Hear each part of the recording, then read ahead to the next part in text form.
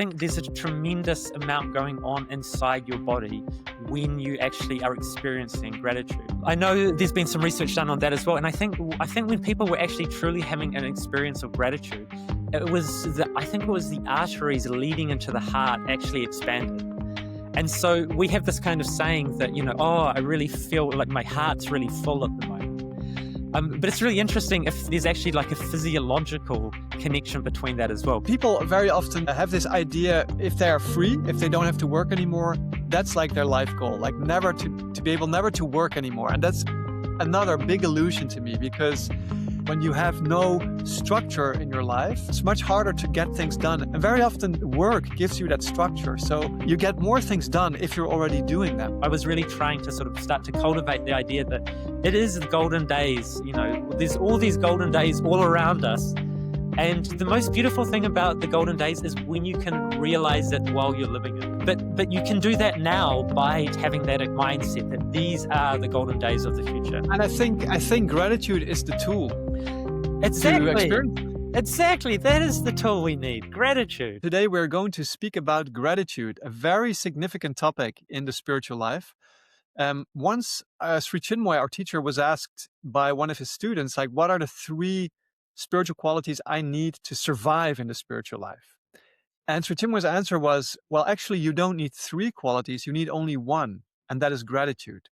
He said, if you have gratitude, you don't need any other quality, not only to survive, but to thrive in the spiritual life. So gratitude is an extremely important, significant quality. And why is that, do you think? Why did Sri Chinmoy rank that at the top of the list? Well, I think gratitude is so fundamental because in some ways it's how we accept all of the experiences. It's one of the qualities that determines how we accept the experiences of life. And so how we accept what happens to us really is so fundamental to how we see the world, how we experience the world, and what meaning we take from the world. So if you have that in the right relationship, if you have the right relationship to the universe and how you take the experiences that come into your life, that is going to be fundamental. And so if you are trying to move in a positive direction, you want to have a positive attitude and a positive way of accepting the experiences of life. And for those people whose lives are not going as perhaps they would like, perhaps some of that is to do with the quality or the consciousness in which they accept life and the experiences. So we can talk much further about that. Yeah, what does that have to do with gratitude? So you talk about how you live life. Yeah, so let's say that there's a spectrum of different ways you could accept the experiences of life. And at one end, you might have bitterness and resentment and ingratitude, like the opposite. In the middle, you might have indifference. And then on the positive side, if I think about the types of positive ways that we can accept experiences, like probably at the lower levels, you might be thankful. And then at a slightly higher level, you might be appreciative. And then at the highest way that I can see to accept life and all the experiences it offers you is by offering your gratitude to life, to the world, to the universe. You just said you started with thankfulness, so that you see that different as gratitude. Yeah, I would say that there's maybe if we made like a hierarchy of ways of accepting the world and the experiences, because often when we just are thankful, it's often a little bit more shallow and superficial. Like someone will do something nice for you. Oh, you say, oh, thanks a lot for that. Yeah. But there's not really some great deep appreciation. And then there's no real feeling behind that. There's no deep feeling of It's thanks. more like a tradition or a habit, or it's just the way that things are often done. There's not really a deep feeling. And I think that's really what is special about the quality of gratitude, is that gratitude is really an embodied experience. It's not just a way of acting in one particular moment, but instead it's something much deeper and more profound than that. I think it's a way of actually living in the world. Yes.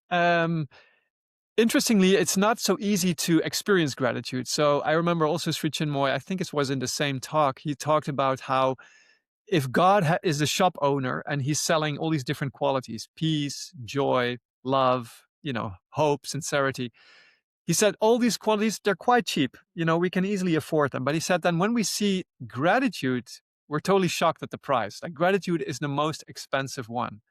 And it's not like, oh yeah, you can just rock up to God's store and say, I want some gratitude. He said you need like all your qualities combined, your aspiration, your dedication, your devotion, your surrender. If you live a complete spiritual life and you're really true to your source, then only does gratitude come. So it's a quality that's not really easily found here on earth. It's not something that we experience daily. And Sri Chinmoy commented, he said, one moment of gratitude, a second of true gratitude equals an hour of intense meditation. Wow.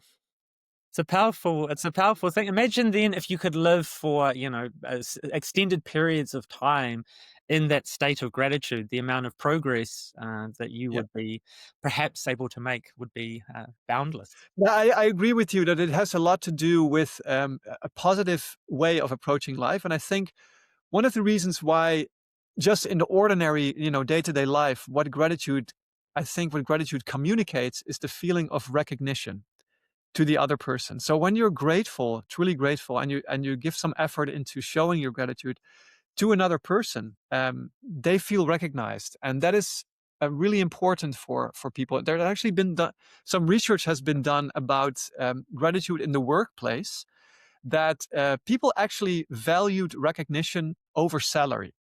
So if people in the workplace felt that their boss or their manager or their colleagues were recognizing them for what they did, they cared for that more than salary. And so if that recognition was lacking, people very often left that job or were very unhappy in there. Whereas salary did not really have that high of an influence over their happiness at work. And so, gratitude does give that sense of recognizing the other person and appreciating them and valuing them. Yeah, and I do see as well that that is a really powerful way to interact with other people, because very often when you're trying to be appreciative or thankful to someone, it's as we said, it's like a very routine ritual that you go through. Oh, thank you so much, thank you. And it doesn't have any depth or sincerity or, really any power to it. But as soon as you start to really pay attention to the experiences and the situations around you and what other people are offering to your life and to the situations you're in. And if you can actually point those things out and say, I'm really grateful to you for the way that you always, doing this, or the way that you do that, or the way that you, hold space, or the way that you offer this or that. Then that really is much, much more powerful, because, as you said, it's in that moment that you're connecting and recognizing the other person. And the other person feels seen, and it becomes a much more meaningful interaction then. Yeah, and interestingly, there's also been some scientific research about the benefits of gratitude. There were two American psychologists, they're called Emmons and McCullough.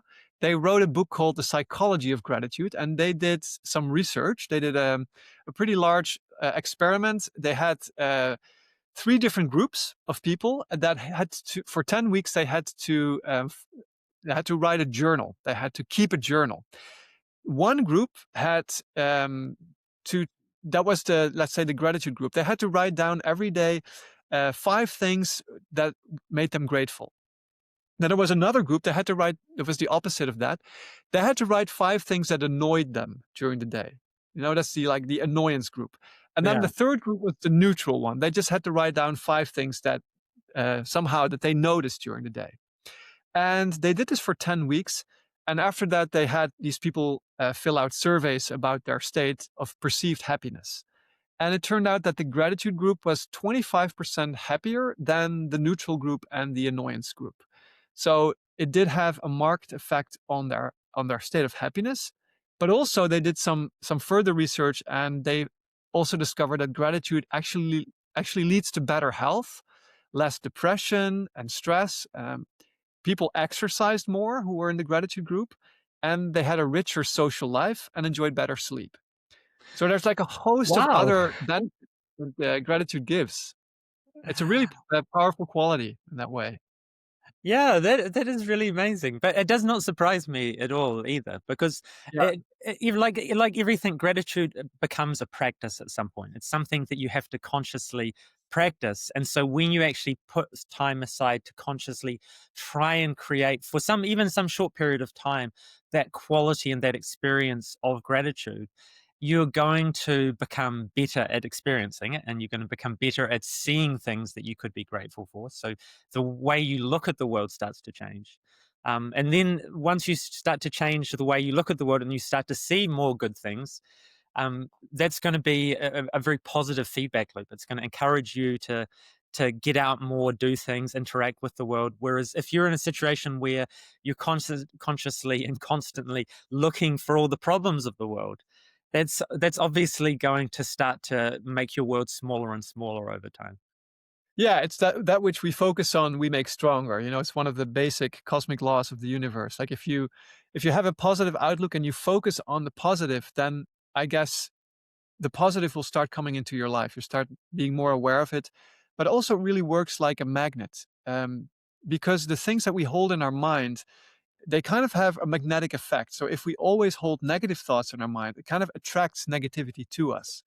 And the opposite is also true. If we hold positive thoughts in our mind, then they attract positive thoughts. It's like one of the cosmic laws. And gratitude is such a powerful way of focusing on the positive, focusing on the light, because not only do you see the positive things, you're grateful for them. So you really take an effort to truly appreciate its beauty. And yeah, that's what makes gratitude more powerful. You know, and some people, they may think like, oh, you know, it may be naive just to focus on the positive because there's so much bad in the world. You know, that's an argument that you often hear. Like, why should we just focus on the positive? There's so much problems going on. What would you say to that? Well, I would think to myself, what is going to be the best strategy for me to deal with the problems that I have in my life? And by me focusing only on problems and looking at the world and seeing all the negativity and all of the suffering out there in the world, I don't see that as being the right sort of fuel or the right sort of material to make my life better from. Like if I'm surrounding myself and taking in all this worry and stress and looking at all of But the hardship and suffering. isn't it our duty to make their lives better? You know, the people who are suffering. Yeah, but I don't believe that I can make anyone's life better unless I have something to offer to them. And that's really the difference, I think. It's when you start to take your role seriously is, okay, if the world needs to become better, I need to become better, because that's the one area that I have true control over. So if I can really try and become more loving and kind, more giving and compassionate, then I'll be in a position to try and make the world better, and the world will be better from me having more of those qualities. But if I'm always looking only outside of myself and looking at all the hardship and suffering that is part of the human experience or part of the earthly experience, then I don't feel that gives me inspiration. It doesn't give me any. It doesn't give me any extra ability to deal with those problems. It just tends to make me depressed and sad, and then I'm less useful in the Yeah, world when I'm depressed and sad. yeah, yeah. It's like Gandhi said: "Be the change you want to see in the world." Yeah. So if let's go back a little bit and just think about like exactly what gratitude is, because everyone knows the word gratitude, and obviously people talk about it a lot now, and that's why I was trying to figure out like what does gratitude actually do, and how does it differ from other qualities. And so gratitude for me is a very particular way of accepting the experiences that the universe is giving me, or life is giving me. So, like I said, we could make a continuum, and at one end is bitterness and resentment and frustration, and those like we were just talking, those are kind of the negative ways of dealing with the world around us. Getting frustrated with the world, getting angry at the world, being sad about the world. All of these things are on one particular end on the spectrum, and then when we look at the positive ways of accepting experiences as they come into our lives. So the like for me, I would say being thankful is like a good first step. It's much better than being indifferent to the experiences Mm. of life. And I think it has been talked about, and Sri Chinmoy might have mentioned it as well, but just about that the God doesn't like fence sitters. That at some point you need to choose whether you're going to be on the positive side or the negative side. But but just don't be completely Don't be indifferent. neutral. Yeah, don't Don't be. be neutral. So Yeah. at least if you're thankful for some things in your life, you're already moving in a positive direction.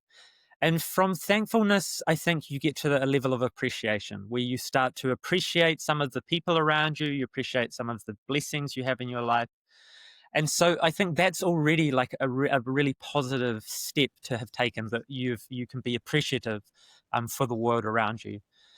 But then when we go to gratitude, and like you were using that analogy, that gratitude is by far the most expensive quality, because gratitude, when we think of like a gratitude practice, like in popular, because gratitude has become a big thing in sort of popular psychology and popular thought, like you were talking about with these experiments where you would go through and you would make a list every day. You might have a gratitude journal or do a gratitude practice, and you'll sit down and for some period of time you'll try and think up things in your life that you're grateful for. And so this is a really positive step, because this is starting to try and move beyond just appreciation and trying to really create the feeling of gratitude, because I think that's what a gratitude practice is actually trying to do. You're trying to, using your imagination in your mind, you're trying to imagine and put together all of the things in your life that you feel that you should be grateful for. And then you're hoping that from that conscious intention, that you're actually going to start to create the feeling of gratitude. Because I think gratitude is different than just thankfulness or appreciation, because it's a really embodied experience as well. I think there's a tremendous amount going on inside your body when you actually are experiencing gratitude. And I know there's been some research done on that as well. And I think when people were actually truly having an experience of gratitude, I think it was the arteries leading into the heart actually expanded. And so we have this kind of saying that, oh, I really feel like my heart's really full at the moment. But it's really interesting if there's actually like a physiological connection between that as well, because we kind of think of that as a experiential thing rather than actually just a physical thing that's happening as well. But so I think there's a huge embodied aspect of the experience of gratitude. And I think in the beginning, what the practice is trying to do is trying to, using our mind to try and put together all of those things that we should be grateful for, perhaps. And then from that, we hope to step into the experience. But I think the experience of gratitude is actually something much more profound than simply just the feeling we get when we think of some things that we should be grateful and happy for. I think I think it becomes, I think it's actually the right relationship with the universe. I think it's like when the universe is offering you an experience of any sort, the right response to that is always gratitude. And I know that's really hard for people to imagine, because obviously things happen that we wished were somehow otherwise. But I really feel as though, and the spiritual masters have talked about this. I mean, Sri Chinmoy has probably talked about gratitude more than any other spiritual master, because I think for him, some of his most sacred songs and ideals were around gratitude. Like when we were, you remember, on special occasions, we would always sing "My Own Gratitude Heart Is All That Matters," and that was really profound and powerful shared experience of invoking gratitude. And Sri Chinmoy really valued it, more so almost than any other quality. And Yeah. so I think it is something much more profound than we perhaps imagine to start with. I think so too. And I also know that Sri Chinmoy said gratitude has not been born on earth. He often would lament a little bit when, he was looking at gratitude and how rare it actually is, this true embodied gratitude, not just saying thank you. And yeah, it is a very expensive quality in that sense. Um, Also, I think when you were talking about the right approach to the universe, um, sometimes it's like an analogy of giving a gift to somebody. You know, when you give somebody a gift for their birthday, and you know, imagine they're unwrapping your gift, and you took some effort to select the right gift for them. And if they would just look at it and just, you know, put it on the table next to them and not say anything, you know, you'd be so uninspired to do that again next time. You'd be like, man, this person was so ungrateful, didn't show any appreciation. But if, on the other hand, if somebody receives your gift and is so thankful, it's like saying, "Oh, that's wonderful. Thank you so much for doing that, and what a wonderful gift. I'm really going to use that." Then you're inspired to give that person something, you know, something better next time, and to go to the same length of effort that you did. And it's the same with the universe. You know, if God gives you something, an experience, let's say it's something beautiful, it's like a positive experience. He gives you a great day. And if you're really thankful for that, you know, the universe, the divine is going to feel like, wow, this, you know, this child of mine is really appreciative of what I gave him or her. And so let's give him more. And that's exactly the way the universe reacts on when the same feeling we have when we give a gift to somebody. If somebody is grateful, it inspires the giver to give more. And that's another thing, that gratitude really multiplies all the goodness in your life. Yeah, and one of the reasons I think for that is if we talk about a resonance, like we have particular resonances by cultivating different qualities, we create a different sort of energy inside of our body, inside of our being. And when I think about being thankful, I think like there's a small amount of that particular type of resonance that will perhaps attract a little bit more of that thing that we were thankful for. And then as we become more appreciative, that resonance increases. And I think when you are truly grateful on the, you know, the truly deepest level, I think you're resonating in such a way that you will really be in harmony with the universe and attracting more of those experiences into your life. So I think it is a really powerful force to actually start to change the types of experiences that you have. So yeah, I agree. Yeah. Yeah. And there's an idea that is called radical gratitude. This was put forth by this American Polish psychologist called Andrew Binkowski. And he said that, you know, you can also be grateful not only for the good things that happen in your life, but also for the suffering and the adversity. And the reason is that these things actually help you to grow. And as Nietzsche said, what doesn't kill you makes you stronger. It's very much that idea of, um, when you go through something bad and something terrible, at the time it's very unpleasant and it's really difficult to feel grateful for it. But very often the gratitude comes in hindsight, when you look back on that difficult period and you see, wow, I really made a lot of progress there. I really went through some hardships and came out the other side stronger, more resilient, wiser, more experienced. And so that is radical gratitude, when you can be grateful also for the suffering and the hardship that you go through, and not only for the good things. And that's when, I guess, gratitude really becomes, you know, a life attitude. You could say the attitude of gratitude. When anything that happens to you, you can take that with gratitude, the good things, but also, and maybe even especially, the bad things, because we grow both through adversity and prosperity. I think they're both experiences that our soul needs to grow and become more shiny, more luminous, more divine. Yeah, they're like the yin and the yang, and the it's like Yeah, the peak and the trough of the wave. It's like sometimes you're on top of the wave, and sometimes you're down in the trough. But yeah, yeah, for me, that idea of radical gratitude as well, like really takes us to the heart of what true gratitude is, because I think in the West, with this sort of popular conception of gratitude, is just we're only seeing the positive. We could call it positive gratitude. We're thinking of things that we would like more of in our lives, or we're thinking of things that we have currently in our lives, and we're offering gratitude for those. And so that's beautiful, because that strengthens the experiences you're having, and it strengthens you and inspires you, and the experience is very positive and beautiful. But that is still only one side of the coin. It's only one aspect of, you know, what should be a completely full experience.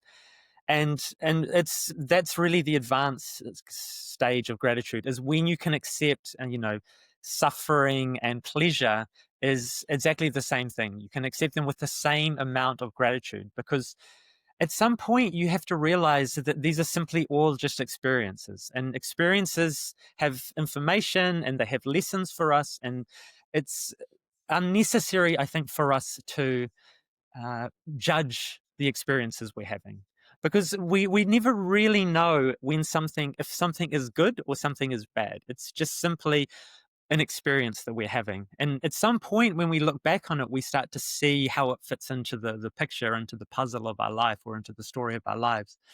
But at the time, if we judge things, we nearly always get it wrong. We think the times where everything was easy and there was no problems, we think, oh, they were the best times. They were so good. I had no worries and no responsibilities. But at the time, we may think that's how we want our life to be. But often when we look back, those are not the memorable times in our lives. Those are not the things that we say, wow, that was really like a key moment in my life, or that was a time where I really was making progress.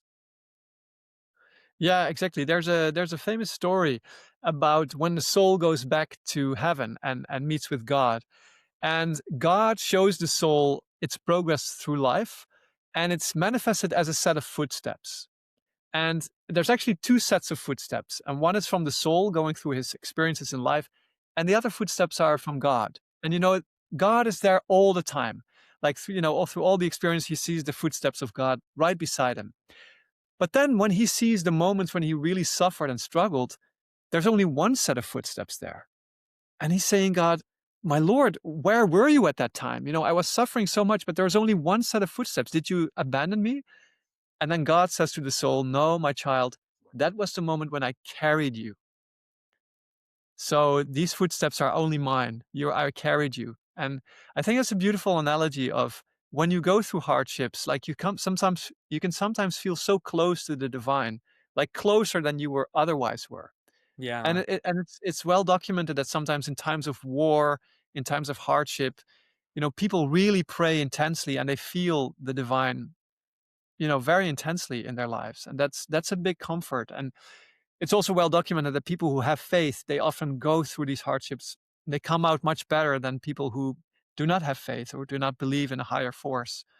And it actually increases the chance of survival. It's documented from the concentration camps in Germany. The survivors, very often the ones who had a religious faith or faith in a higher force, they came out the other end much better, and they were much less traumatized than those who didn't have that. Yeah, and there's actually a really interesting phenomenon amongst mountaineers and outdoors people who often this has been reported many times, people who found themselves in a really a close near death situation, like lost in the mountains or trapped in a storm. They often report this unknown stranger appearing and leading them on and sort of guiding them and encouraging them to get to either a help or to a hut or somewhere they could take shelter. And then this unknown mystery stranger would mysteriously vanish. And so I always found that really interesting. And especially because if you do go to the high altitude parts of the world, it's funny because physically, obviously, you're at a higher elevation. So you could say, and for the ancient people, it was always considered that that was the home of the gods, that the gods lived up in the mountains. They lived on, Mount Olympus or wherever it was in the world. But there is some special intensity you get in the atmosphere and in the feeling. And in the Himalayas, the yogis would famously go up to very high elevations and would sit in the snow and meditate and do their spiritual practices and penances. But there is something about being up in the mountains where you do sometimes feel this intensity and you do start to feel this closeness to something transcendent. And so I'm not surprised that some people lost in the mountains would have that type of experience. And then going on. Oh, actually, this is quite interesting about what you're talking about, as well as about people having a faith. There was a gentleman visiting New Zealand at the moment, and he was doing some workshops and talking about different topics on a spiritual focus. But he was actually talking about that a lot of souls are having real trouble passing over from this world to the inner worlds now, and he was putting it down to the focus on materialism and the lack of faith and belief now.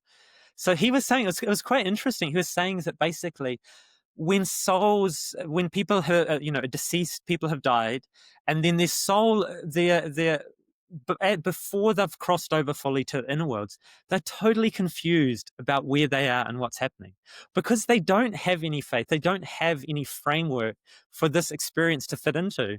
So it's just kind of imagining like they've died, but they're not dead in the way they imagined they were going to be, and they're just so confused about what's actually happening now. And Yeah. so he was talking about the importance, going forward, of helping those people, of giving people the right sort of stories.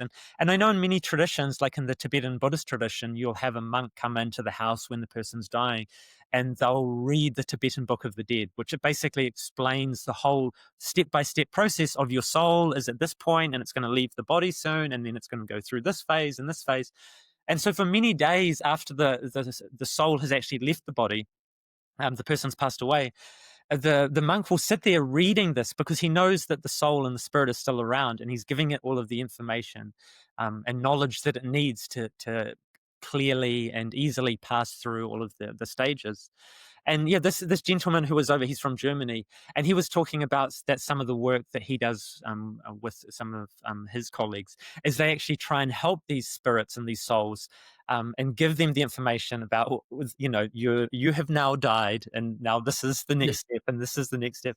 But I thought, wow, we've really created a really unbelievable set of problems for ourselves if this is the case. If now we can't even die properly, we've become so disconnected from who we truly are. Because I think Yeah. ancient people, they knew what was happening when they were dying. Like, that they heard this, they had the stories, they had the information in their culture. And because they were around other people when they were dying, like if you live in a traditional culture anywhere in the world, death is not something that's medicalized. It's not something that's hidden away. It's not something that you've never seen before. It's part of everyday life. And so I think people in the past perhaps were much better at understanding the process of death, and they had the stories, and they had the information that they needed. But now, if our whole story is, death is annihilation, there is nothing beyond death. I mean, that's fine if that's true. But if that's not true, then people are going to find themselves very confused. And that was his point. We've got a lot of confused people out there. Yeah, exactly. Well, there's so many near-death experiences nowadays that explain that Yes. people have these very universal experiences. They're all the same. They're all involving a tunnel of light. They're involving a life glimpse. When people glimpse, they can kind of see their life, an overview. There are beings there to guide them along the way. There are family members or loved ones. There's often a passageway that they go through. And there was a famous, I don't know his name, but there was a famous psychiatrist who was always very skeptic about near death experiences. And his whole active life, he was kind of campaigning against it until he himself had one. You may know the gentleman's name. No, I don't know his name, but yeah, I love that You know story. of him. Yeah, and so he had a near-death experience, and then he was like a completely convert. He was Yeah. like, "This is real." Because once you have that experience, you know it's real. Some things you just know them for to be absolutely real and true. And then he wrote a book about that, and the book became very influential. And especially coming from him, who was a completely rational scientist, having this near-death experience and then saying, "Wait a minute, there's so much more going on." And in a sense, those scientists are creating a new narrative. If the scientists who are researching near-death experiences, they're saying, "Hey, look at this. This is actually what we've discovered in people's own stories when they visited the land of death and then came back, is that there is actually somewhere to go. There is a tunnel of light. There is a higher world. There is an entranceway."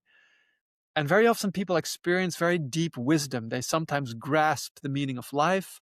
They grasp certain even mathematical laws about the universe and the cosmos. I've heard one lady talk about how she quoted some mathematician. She said, "Oh, this guy, he gets it almost right. When I was in that place, I could see the whole cosmic law, how everything was kind of Wow. interconnected and made sense." And she said it completely made sense. So it's so interesting that we really go to a higher realm there. Yeah, I think people only really have problems when they're too resistant, when they're resistant to the experience. When you resist something and fight against it, that's when you really cause so much suffering for yourself in life. And Yeah. and that happens for all of us all the time, but especially if you are dying and you're totally resistant to the whole experience. And I think that's when people really are suffering in their last days, when they're really trying to hold on to life, and hold on to the physicality of life, let's say, Yeah. and they're not willing to let it go, and that's going to cause real fear and real suffering. But I think there is a point where there is a letting go and there's an acceptance, and that's when things are able to flow in their natural way. So is gratitude connected to that? Gratitude is letting go in a sense. Gratitude is connected to surrender.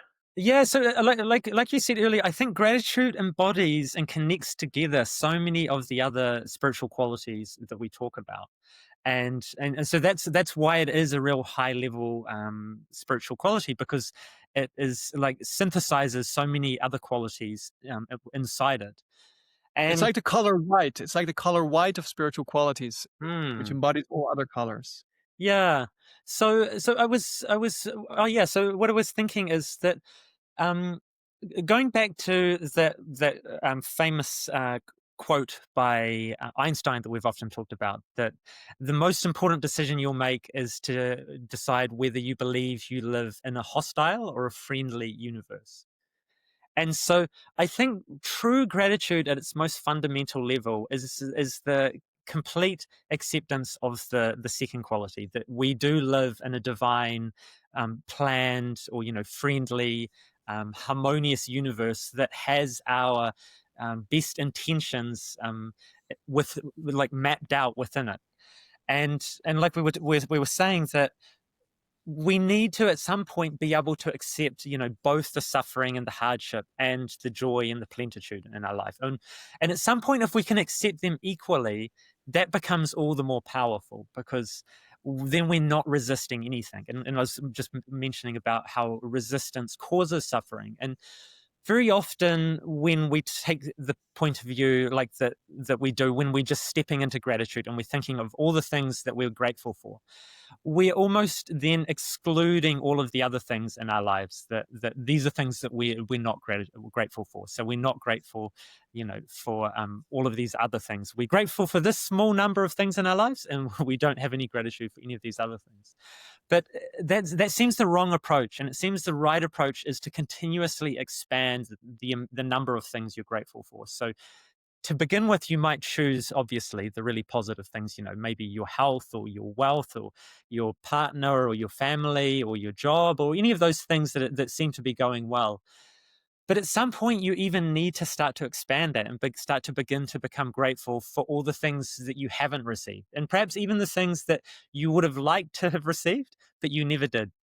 And so, like, if you can become grateful for the fact that you didn't become a professional footballer, or you didn't become, a celebrity, and you didn't become And this why should we be grateful for that? For destroyed dreams? because those things are going to cause us suffering. If we're still holding on to those things in some ways and still resisting the fact that that was not the plan for our life, we're going to, on the first level, so that's going to cause suffering.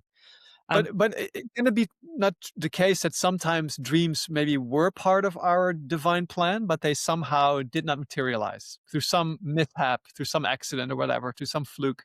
yeah, And we feel really bad about that. We feel like, oh, I really missed, and it can create for a long time. It can create this nagging, sadness and sorrow that we never realized our true dream. Yeah, and I think that's always the human in us. Like the ego, the character in us has these ideas about what a good life should have looked like for us from our own storytelling perspective. But the thing is, it's impossible for us to know, and unless there is a multiverse and we could go see the version of ourselves who did become the famous footballer, and then perhaps you would see that that guy was perhaps more miserable and more unhappy and more depressed. And Yeah. so that's the thing, we can never know, but what we can know is that the life that we're living right now and is happening to us right now and happening for us and in us and through us, that is the exact right life for us. There is no other life that is better than this life. Like, this is the correct life for us to be living, because we know that, because it's happening. It's like either you're taking the position that the universe is infinitely wise and has an infinitely complex but yet beautiful and meaningful and fulfilling plan for the universe, or are you saying that the universe is, is pretty good, but it makes a few mistakes here and there, and that was kind of a mistake when it didn't make us, a professional footballer? And that to me seems the wrong type of relationship with the universe, because we don't have the right type of knowledge to judge whether the universe is 100% perfect or 99% perfect or 70% perfect. And so I would much rather always say, okay, I can't even know fully because I'm inside my body, and I'm using my mind to look out at the world, and I'm experiencing limitations, so I can't experience the entire universe perhaps fully at this point in my life. So I have to have faith in something. And so I'm going to choose to have faith that this universe that's acting out right now is the correct universe. Because if I take any other position, I'm just causing myself all of this suffering that it's not clear that I'm right. It's like it's a type of hubris and pride to think that I know better. I know better than the entire, the cosmic game itself as to how it should play out. And that seems to me to be foolish. I agree with you. I have an experience from my life where this kind of materialized because for when I was young, I entered the acting academy in Amsterdam, Oh, and then you're being trained to become a professional actor.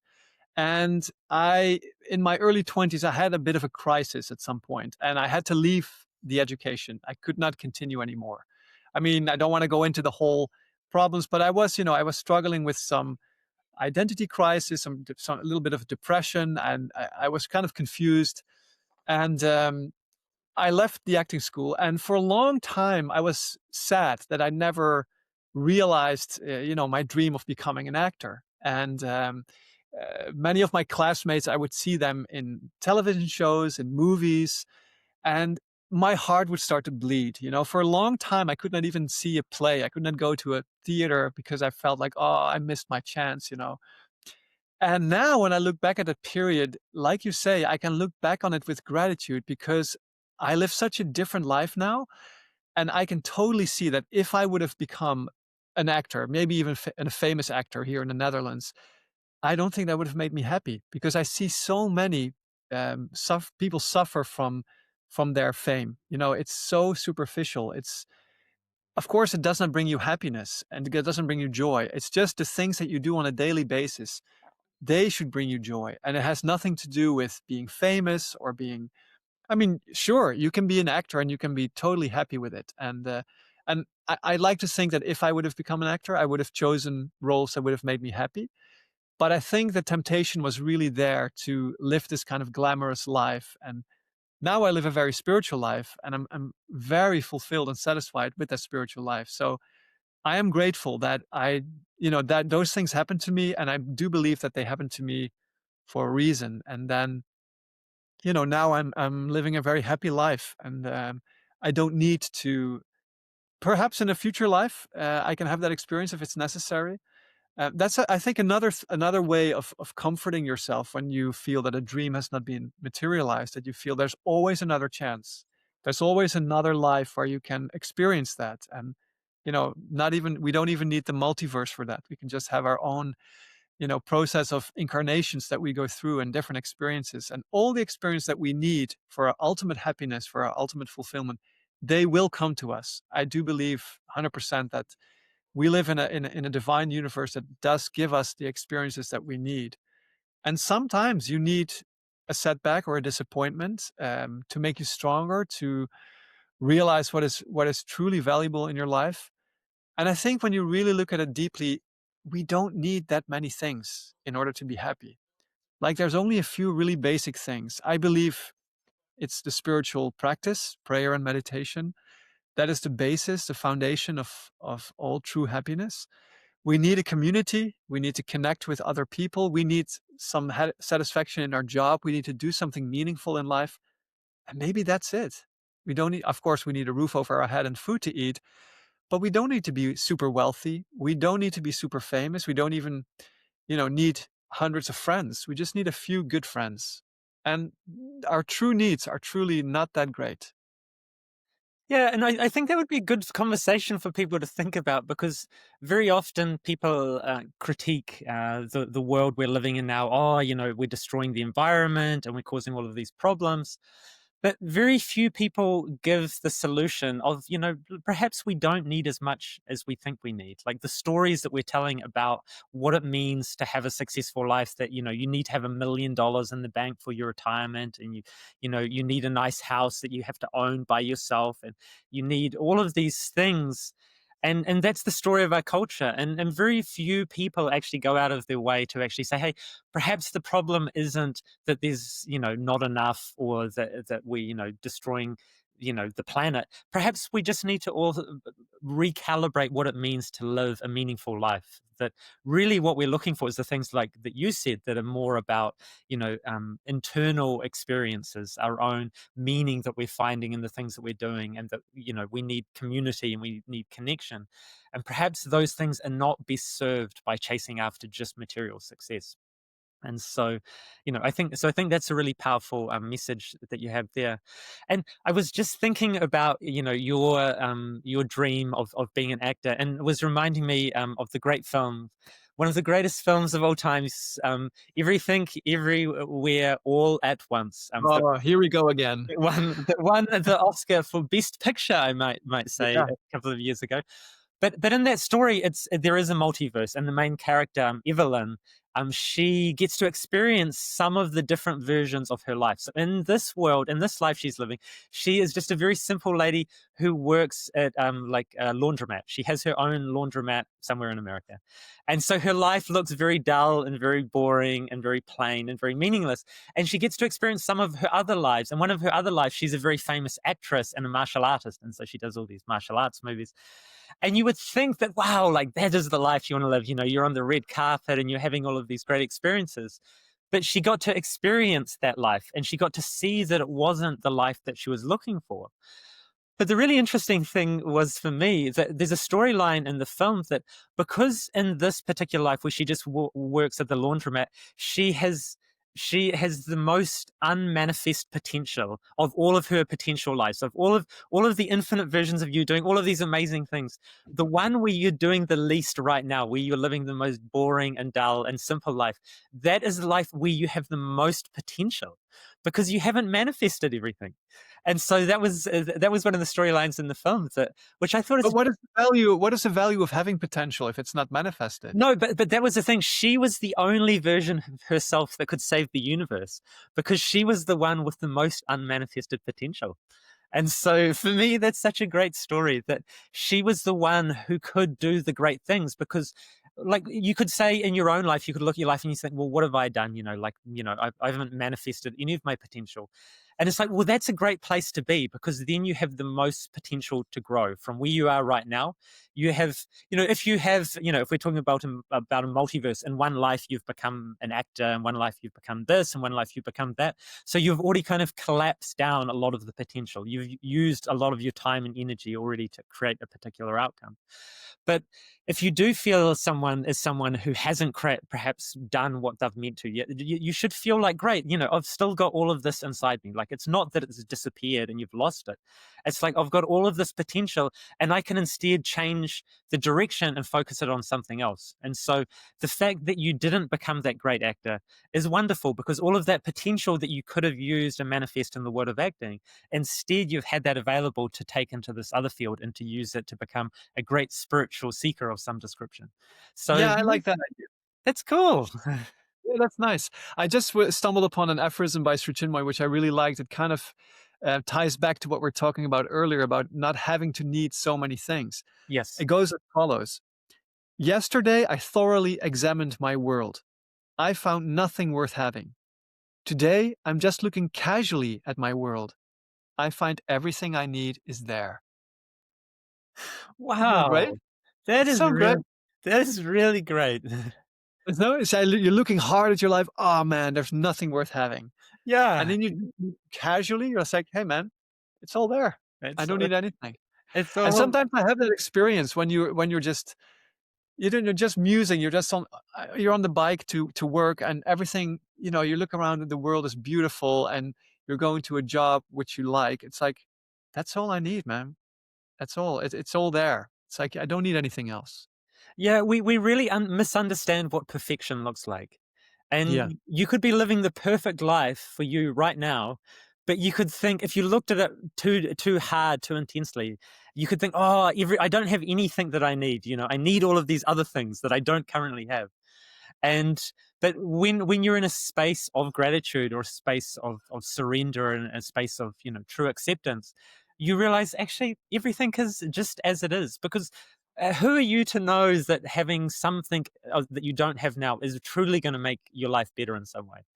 And very often the amount of time and effort that you put into it actually makes your life worse in some way, and the amount of stress and the amount of worry that it creates. Because people think that like everything has a cost.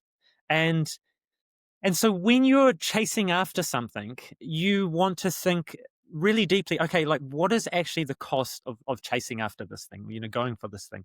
Because there's the cost required to actually get the thing, like to actually to achieve this. Maybe it's like you want a particular type of house to live in, or a particular material good, and you think, oh, I really want that. It's such a beautiful thing and it'll make my life so much better. So you need to think of the cost of actually acquiring it. But then there's actually another cost, which is the cost of worrying about the thing. So the Hmm. more things you have, especially things that you've put a lot of energy into acquiring, then they actually have quite a high bar of like the amount of concern and care and worry that goes along with them protecting them. Because if it's it's like if you don't have any expensive jewelry, like you go around in the world and you're not really worried about what happens, you're not afraid of getting mugged and having your $20,000 diamond ring taken. But Yeah. you can have this idea that, oh, I'd really love this beautiful piece of jewelry. But along with that jewelry, the cost of buying it, then there's also the cost of worrying about it for the rest of your life, that you have to protect it. And sometimes I think people, if they actually look back at the end, they'd say, yeah, I don't know why I thought I would need this. And, then I spent the next 30 years worrying about this thing.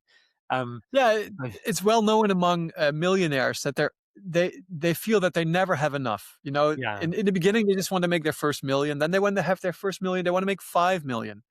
Then they have five, and then they come into a group where they know that some guys in their friend group, then have 20 million, and they say, "Oh man, I really need 20 million. Then I can really." And it actually never ends. So this feeling of not having enough, it's like so deeply ingrained. It really it's not dependent on any number. Very often it's such a trapping of wealth that you feel you never really have quite enough. You always need a little bit more, always need a little bit more. And you're kind of like that horse that is running after the carrot, not yeah. realizing that the carrot is being held by the rider, on a stick. It's dangling in front of the horse. And no matter how hard he runs, he can never really get the carrot. And I see that a lot in New Zealand at the moment. The media is really pushing a lot this idea of how much do you need to save for your retirement. It's this real Oh push yeah. in multiple channels all at the same time. And now they're saying you need at least $1 million saved up for your retirement, and even then you're probably not going to have enough. And it's just creating all of this fear and worry for people. And it's also stopping people enjoying where they are right now, because it's almost this very sick storyline where like you're never really getting there. It's like you're growing up and we're like, little Johnny, you're doing great, you're now 5 and we're going to send you off to school and you're going to get educated, and then you're going to become a real person like once we get you educated. And so he goes through primary school and he goes to secondary school and he's getting there and he's getting there, and he finally gets through secondary school and we're like, okay, yep, you're not quite there yet, you just need to go to university and you need to get this, and so you go to university and you get your higher education, and then you're like, okay, now I'm really can start living my life. And it's like, oh no, no, now you need to get into the workforce. So you need to always start at the bottom and you've got to work your way up. And the whole process, you're never really ever getting there. And it's like at some point in your life, it suddenly becomes, oh my God, it's only 20 years to my retirement now. Now I need to really start taking it seriously. I've got to get all of these resources put aside for my retirement. And so, you're not enjoying your life right now when you're in your 40s because you're trying to save like crazy. So you've got enough money for your retirement. And then you get to your retirement and then you realize that you're kind of old and you're a bit tired and you actually don't have the energy to do all of these things you'd Yeah. imagined that you were going to be able to do. And I'm like, that is a really sick joke that someone is playing on us. Exactly. We get tricked into doing all of this, all of this, all of this. And then the worst is, especially I see that with men sometimes who have these very high stress lives and they retire and then they die within 3 or 4 years. Yeah. It's like, well, Because they're missing, and very often they're unhappy when they retire. They don't know what to do because, their yeah, work was their whole raison d'être, their whole meaning in life. And that falls away. They don't have any hobbies. They've never really cultivated any other interests. And for me, like this whole thing of planning for your retirement is such a big joke. Just like you said, it's like, really, you're planning your life until you're 65 or 67, and then you think you're going to be happy. I mean, yeah, that is really such an illusion. because that I mean, You have to be happy now. You have to be satisfied now, today, this moment, or yeah. you're never gonna be happy. You're never gonna be fulfilled. And yeah, and that's what we did talk about in some of definitely in one of our previous episodes. Just go back through everyone, listen to everyone from the start, and you will find the one I'm Yeah. talking about. But the importance of learning to, if you can't learn to practice being happy with your life right here, right now, like being truly grateful, like truly having the experience of gratitude flowing through your veins, you're not going to know how to do it when you're 65. Just because you don't have No. to turn up to your office job or whatever it was that you're doing doesn't mean that suddenly you've developed this amazing ability to experience and live in this present moment. And I think that's the other key thing about gratitude. Like real gratitude is an experience of the here and now. Like true gratitude is not like looking forward longingly towards some vacation that you've got coming up in 6 months. That's not gratitude, or looking back to something happened in the past. Like true gratitude exists only in the here and now. And so that's why we say like it's an embodied experience. You have to live it and experience it in that moment. It's not something that you can have in the future or in the past. It has to be lived in the here and now. And so yeah, I think that is something that daily practice of trying to get closer and closer to that ideal of gratitude, of taking first of all of the good things in your life and being grateful for those, and then starting to expand that into other areas, and starting to be able to be grateful for all of the tragedies that you've experienced, all of the hardships you've experienced, all of the dreams or the ideas that you had that will and did never come to fruition. Also being grateful for those things. And then your Yeah, life starts to become very full. yeah, and people very often, they kind of, have this idea, coming back to what we talked about just now, if they are free, if they don't have to work anymore, that's like their life goal, like never to be able never to work anymore, and that's another big illusion to me because actually I'm experiencing it now. I have a worker in my restaurant, you know him, Todor, good Yes. friend of ours. And at the moment, I have to give him a little bit less hours because he's on a contract for a certain number of hours, and he's already made all his hours for the year. So now he's like, I kind of have to give him less time. So he's now working 1 day a week. And I just asked him recently, like, "Hey, Todor, how are you enjoying your free time?" And he's saying to me, "You know what? I'm getting nothing done. It's like I got much more done when I was working like 3 days a week or 4 days a week, and now I Yeah. feel like there's so much time, but I can't really get things done." And that's really what happens, I think, when you have no structure in your life. Then also it's much harder to get things done and to live like a meaningful life or to do the things that you need to do. And very often, work gives you that structure. So work is actually you get more things done if you're already doing them. If you're already doing a lot of things, then you can do more things. But if you're actually not doing anything, you really often see that with people who have nothing really to do, they find it very hard to accomplish anything during the day because there's no structure there. And then when you do work, then you also appreciate the free days. Like now, today was my free day. I have 2 free days in the week. And when it's like my Thursday, I really enjoy it. It's like, wow, I have so much, I can do some other things now. And Yeah. it gives me this joy. But if I had 5 free days in a week, it wouldn't give me the same joy. It would just be kind of bland after some time. So yeah, these are kind of the trappings, I think, of our mind, thinking that when we're free of work, then we'll be happy. We're always postponing it to the future. Yeah, and I think that's one of the other things reminds me of with that idea that's one of the big ones. People think, oh, if I just if I had total free time, then that would be such a great life. And then so people are putting a lot of meaning and into that. and then it always lets them down badly. Because when you do actually get the experience, and the other thing that reminds me of is people's vacations. People have this Yeah. idea that, oh my god, I've got this vacation to to the Bahamas, for 2 weeks, in January, and oh, it's going to be so great, and they put so much expectation onto the experience that the experience is always a letdown, and they always almost Always. they put so much meaning to it that it's almost like such a down when they come back into their life.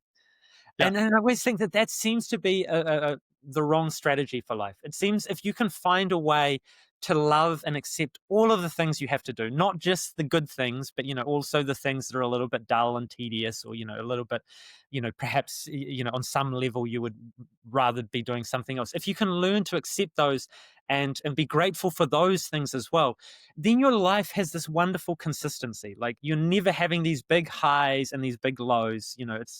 It's instead, and that's much easier to deal with.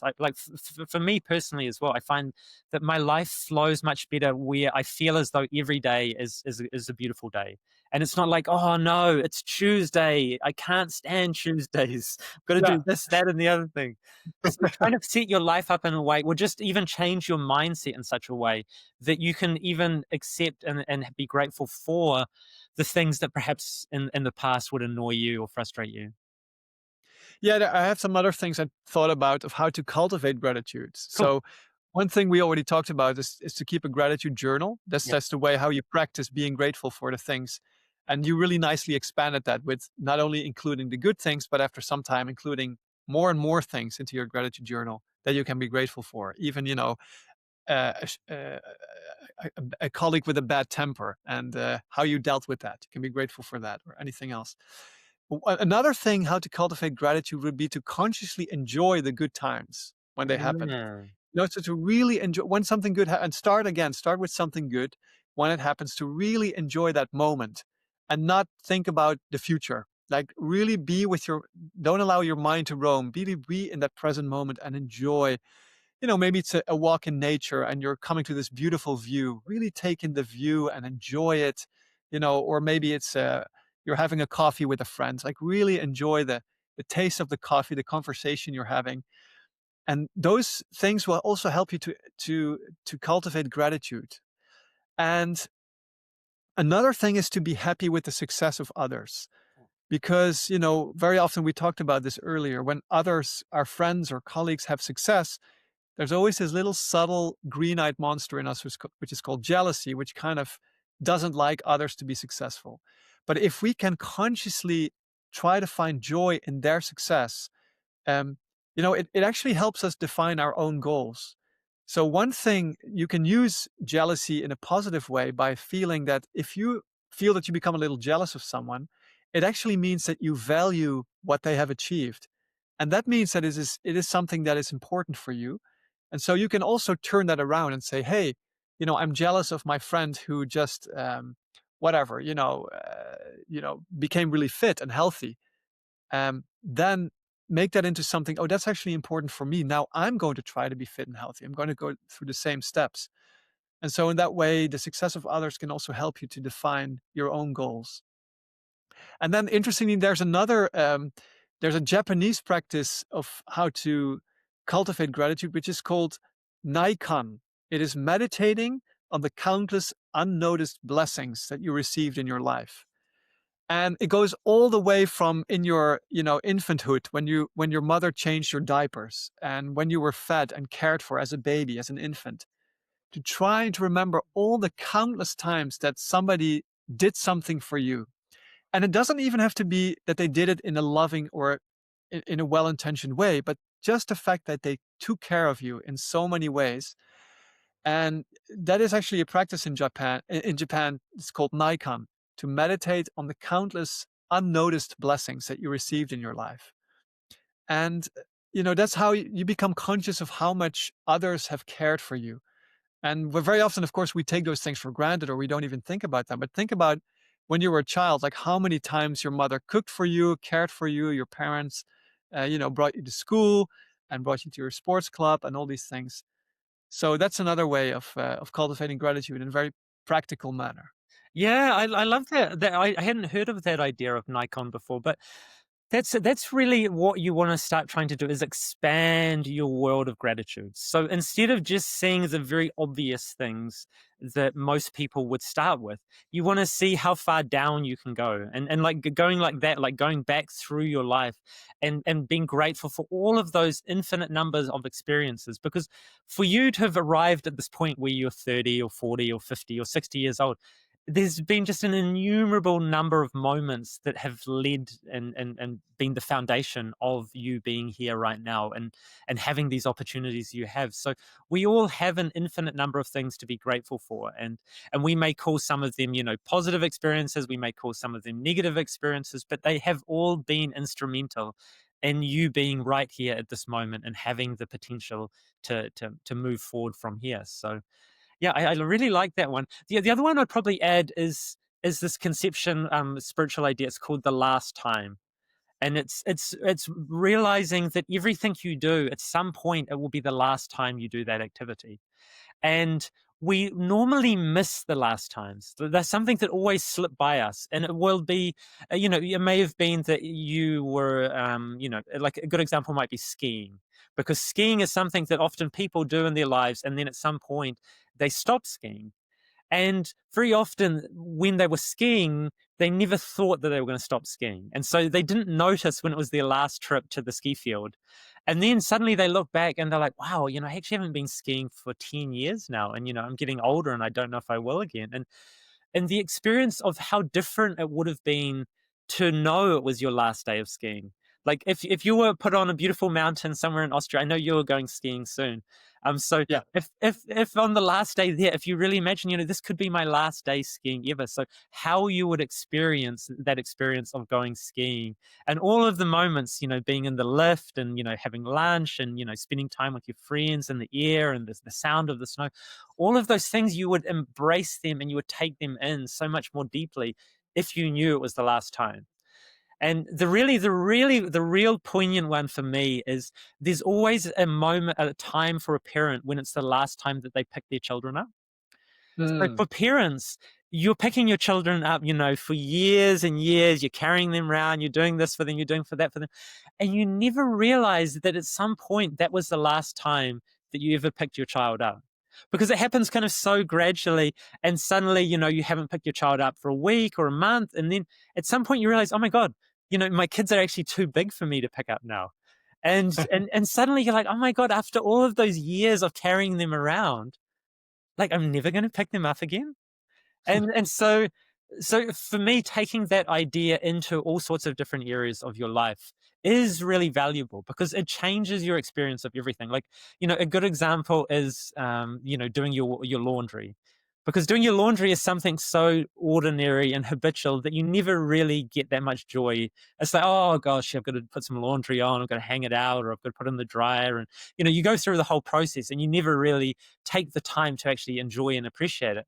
But if you did know that, okay, this is probably the last load of laundry I'm ever going to do in my life. And like how different that experience would be, like the feeling of, like, getting your clothes and putting them in the machine, and the smells and the sounds, and the feeling of getting the warm clothes out of the dryer or hanging the clothes up.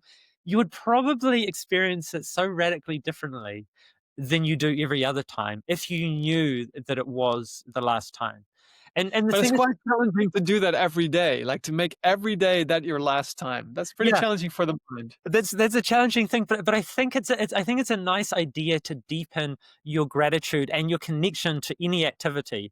That every now and then, like, think, hey, I don't like when I go for a run. If I just go for a run and it's just like every other run that I've been for this week and Yeah. the last week, and I think there's an infinite number of runs still to come.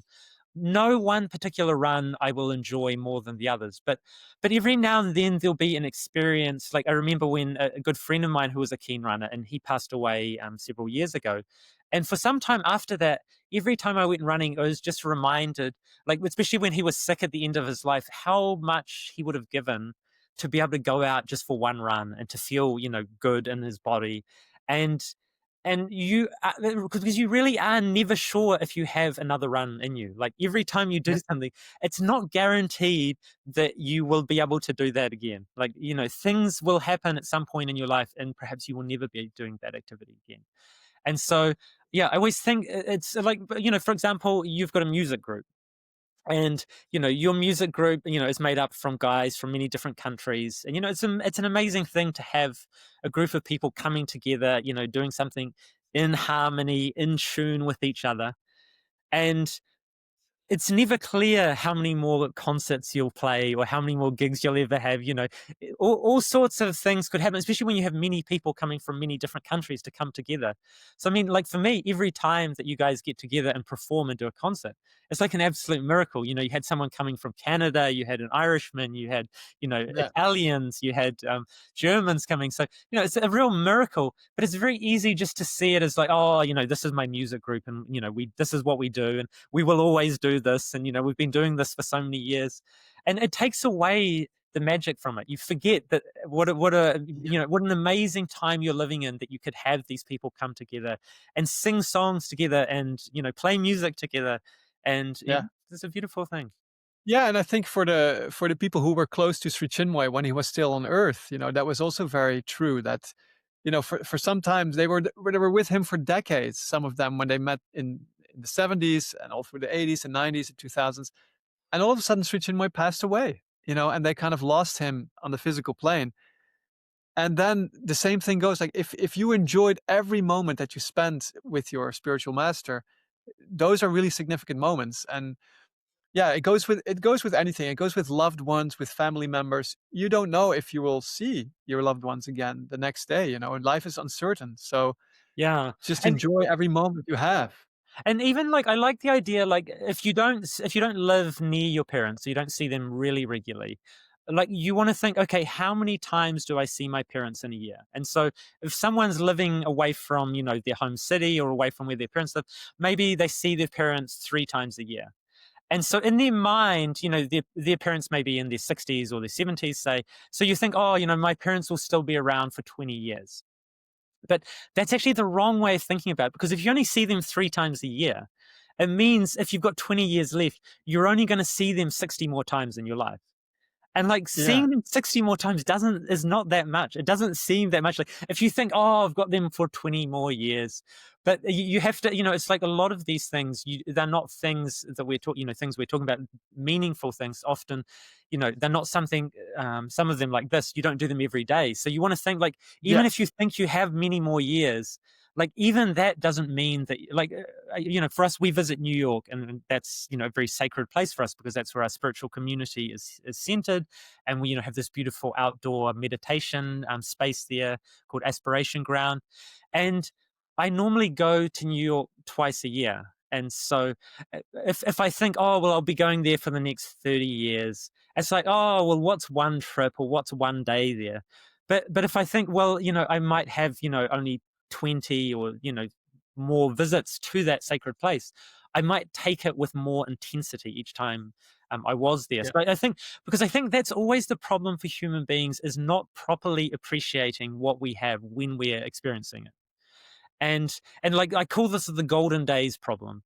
The golden days are only the golden days when we look back at them from well into the future. And so, if I think about some of my golden days, I think of kind of my teenage years with my friends when we'd finished school and I had a car and we were driving around the South Island of New Zealand and we're going to festivals. And it seemed like, so like looking back, and I'm like, wow, my life was so simple and I had no cares and no worries. And it's like, wow, why is my life not like that now? Like now I have responsibilities, and if we've got problems to deal with and all of these things. And the problem is, when you look back, you filter out nearly everything, and all you remember is the golden days. And so that's why people never think the golden days are right now, because it doesn't feel like the golden days. But when you were living out the golden days, they didn't feel like the golden days either. At that point, I was worried about, my friends and this and that, my career, what I was going to do in the future. I had a whole bunch of other worries. But when I think back to those days, I don't think of those things. And so that makes them the golden days. And it's the same with now. That will only be when I look back to my life now, I'll see, oh my God, I was still so young, and I was so fit and healthy. And so I was mentioning to this, as you and I share, we rent a house in New York for when we come to New York for our meditation celebrations. And we have this lovely living situation where we've got quite a few guys from many different countries, and we all rent the house together. And I was saying to one of my friends who lives there, and he organizes the house. He organizes the rent and he deals with the landlord. And I was saying to him, these are the golden days, like when we are all here together, all of these great friends from all over the world, and we're coming and we're meditating and we're running. We're having these lovely and amazing experiences. And we've got this lovely landlord who's very kind and self-giving. And she's, very enthusiastic about us coming. And at some point, that situation will fall to pieces because nothing can last forever. And we'll look back and think, oh my God, each of those times we were there together was such a miracle. But at the time, you just take it for granted. And so I was really trying to sort of start to cultivate the idea that it is the golden days. There's all these golden days all around us. And the most beautiful thing about the golden days is when you can realize it while you're living it. It's Yeah. it's there's always this kind of bittersweet nostalgia when you look back and think, oh, those days. Because very often you think, oh, what I would give to be back in, at that point in my life and to relive that again. But you can do that now by having that mindset that these are the golden days of the future. And I think gratitude is the tool to Exactly. experience. Exactly. That is the tool we need. Gratitude. Yeah, gratitude makes you really grateful for this moment, and gratitude makes this into a golden moment or a golden Yeah. day. That's really the secret. Yeah, but Yeah. it's not easy to cultivate. We really need to practice, some really rigorous spiritual disciplines, Yeah. meditation, prayer, if you really want to go to the essence of true gratitude. Yeah. But it can be done. So I've got two more things before we finish I wanted to say. Oh, the first one, I always find this funny, is that often people feel as though they were born at the wrong time. And so people are Uh-huh. always looking back to some other age as though that was the Yeah. golden age. And I always find that There's really amusing. And there's a famous Woody Allen movie about that. Have you seen exactly. that? That was the one I was thinking of. And in that film, they have this conception, they have this idea. This person has the idea that the 1920s, that was the golden days. It was like between the world wars and, L.A. Pop, it's called. yeah, and the L.A. Pop. style, the fashion, the dancing, the music, everything about it. Like this person's so, enamored with this particular time and thinks, oh God, if only I had lived in those days, then Yeah. I would have had a great life. And so a lot But of then people, when he goes back to those days, he realizes that the people living then, through some kind of fluke, through some time travel, he goes back to those days. And then he yeah, realizes that the people there, they're all talking about the 80s, 90s. yeah, Like, 30 years ago, that was the golden age. exactly. And I see young people now are really into like 1990s style, which was, Yeah. like it was like 1980s, and now they're kind of moving into 1990s. And so people are looking back to the 1980s and 1990s and be like, wow, what an age. Like what an amazing time. And so it's always this thing that we're never seeing the golden days that are right in front of us. Yeah. There's kind of this trend online of sharing people putting up videos like called last day of school, like 1997, 1998. And 1998 was my last year of school. And they put this particular piece of music, which is, a little bit melancholic and it's got some emotional feeling. And you watch it and it gives me some feelings like, wow, yeah, they were golden days. Because looking back on it now, and especially for young people, they look and they're like, wow, look at all these people. No one had any phones out. Like they're just Yeah. real people, like talking to each other. Wow, what an amazing time. And so, Yeah. yeah, it is. I mean, there is something amazing about that. I agree with that. That Yeah, is something that we lost a little bit. there was some amazing time, but we want to realize as well that it is just this habit of human beings. Like, Yeah. imagine if you lived in the ancient Roman era and you were like, oh, only I'm born too late. I should have been in the ancient Greek time. Like that was when civilization was really at its height. Or, Yeah. it's always, paradise is always somewhere else. But Yeah. the greatest gift you can give yourself is to realize paradise is right where you are right now. Like that's the greatest gift that you could ever possibly Yes. give yourself. Yeah, And exactly. see, the other thing I wanted to tell the story again. I know I've talked about this once before, but I've got a really practical experience of when I used gratitude and when I really experienced it probably most profoundly for the first time, and that was back in 2012. And so I was a few years into my ultra running career as a trail ultra runner, and the sport was growing and my opportunities were opening up. And in April of that year, I got the opportunity to go to the USA for the first time. So I'd raced in New Zealand, I'd raced in Australia, and I'd had great results, and I'd won things. And so things were on this great trajectory.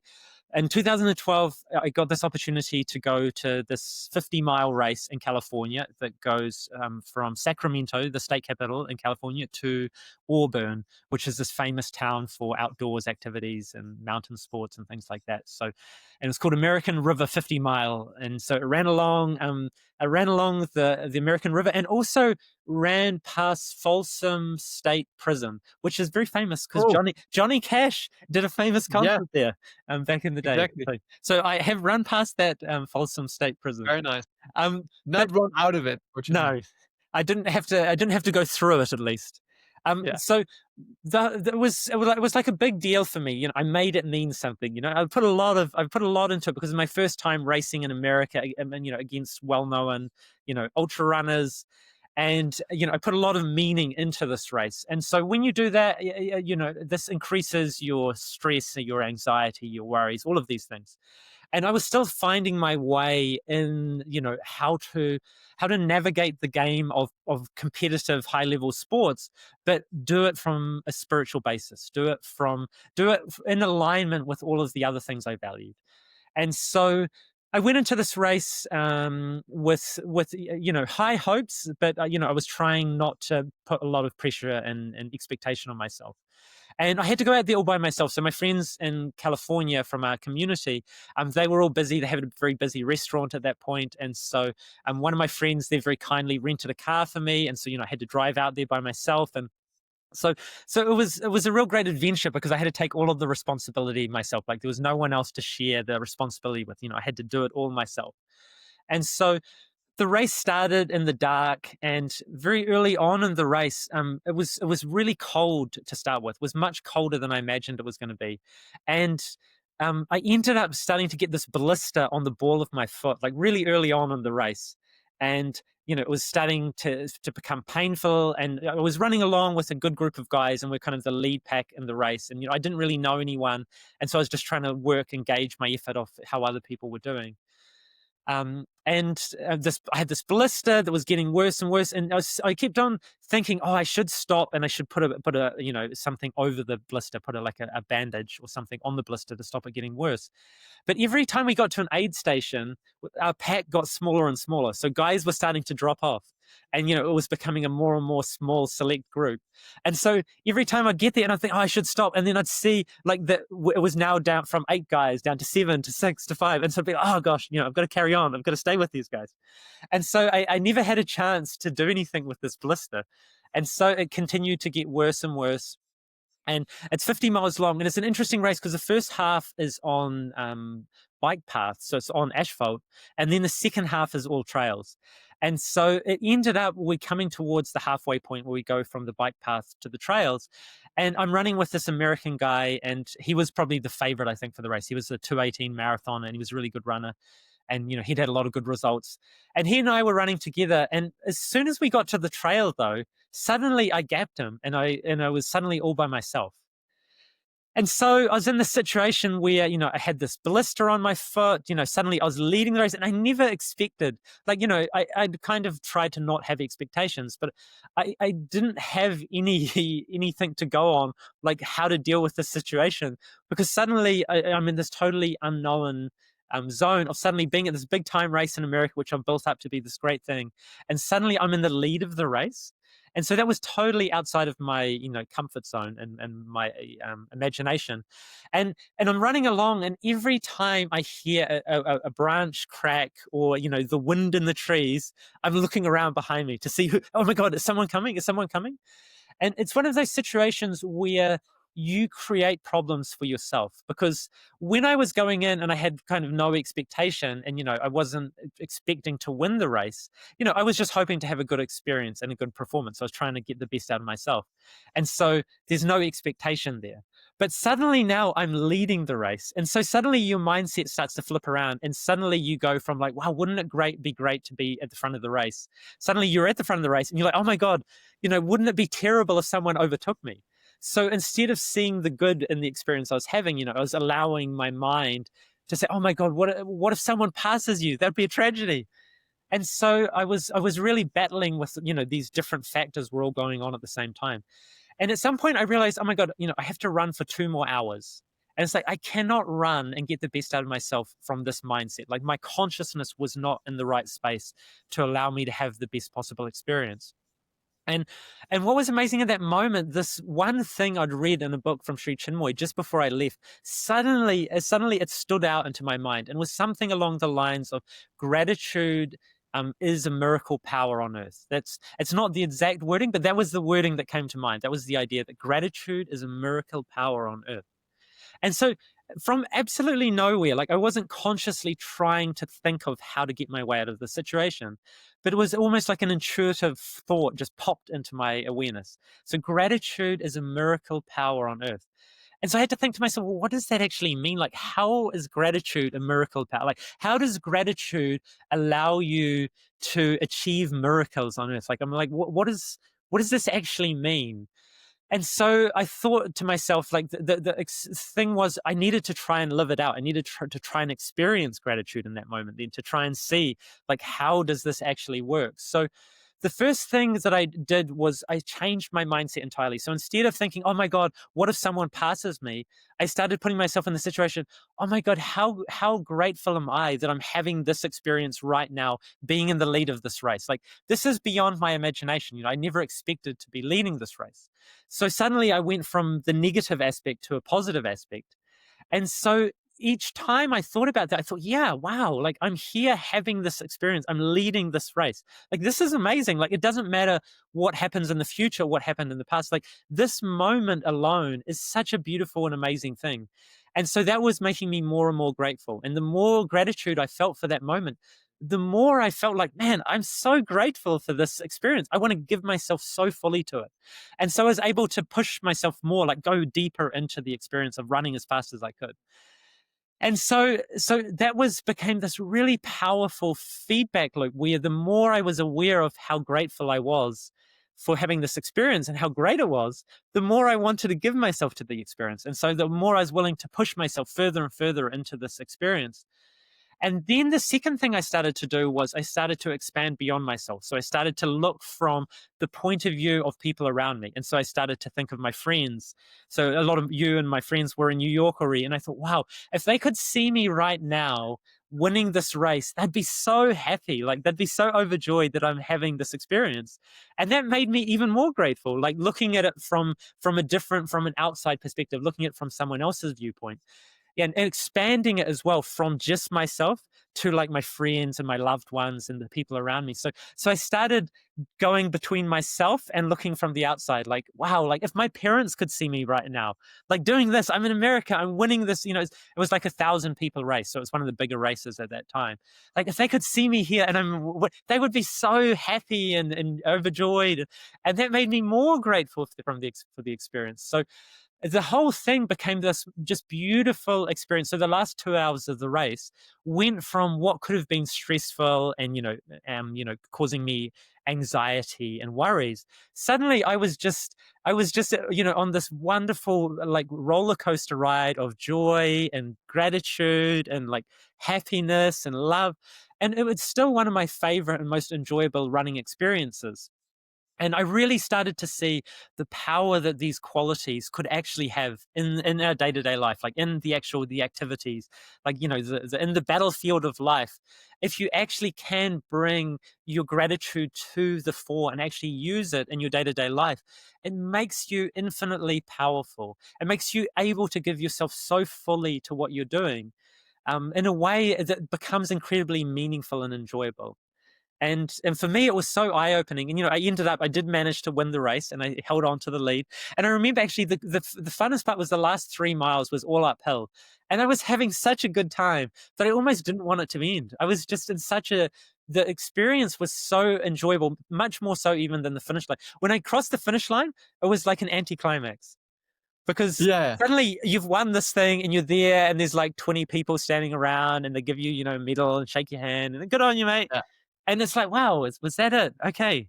But the yeah. experience Over. was so overwhelmingly, Right. wonderful that I think is one of the reasons why I still do these ultra marathons, because they give me these opportunities to really be incredibly grateful for what I'm doing while I'm doing it, because they're long enough. Like in a 5K race, you don't have any time because it's just so all guns blazing from the get-go that you don't have any time to actually be, conscious and grateful for the experience you're having.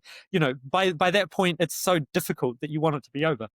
Excuse me. But in an ultra marathon, you've got enough time to actually be having the experience and being grateful for the experience while you're actually doing it. And I think Yeah, most wonderful. things in your life are more like that you can Yeah. actually be at your work, doing your job, interacting with your friends, going, somewhere with a loved one, and you can actually take the time to actually be aware and be grateful for this experience while it's happening. And so then it's such a wonderful gift. I would say to people, try to have a moment every day where you're consciously grateful, like for the moment, you know? You need a little bit of reflection for that. You can just sit down in your chair or just and have a moment where you feel, wow, I'm really grateful for my life at this moment. That's also a great way to do that every day. Yeah. And I found this, I was looking for this aphorism that I found, which is so significant. Another miracle quality that gratitude has. This is by Sri Chinmoy. He says, my gratitude heart, believe it or not, has the capacity to turn all my calamities into divine blessings. So, Beautiful. that's a great way to deal with calamities. Like, be grateful. Try to bring to the fore your gratitude. Now, I told a story a couple of episodes ago where I had this experience during organizing one of our races. We organized a few ultra races in Amsterdam. And this was a morning where everything went wrong. My whatever. We couldn't go into this place to get materials, and my bike broke down, and there was another event on our course happening, and there were like 3 or 4 things that all went wrong, and I was like, whoa, this is. I was about to kind of get frustrated and to kind of like curse my fate. But I remembered this aphorism that was like swimming to the fore of my mind. It was like, okay, gratitude has the capacity to turn calamities into blessings. Immediately, when I realized that, I started to offer gratitude. I said, okay, God, divine, universe, thank you for having this experience. Thank you. I really appreciate it. I was really grateful for it. And within 5 minutes, all the problems were solved.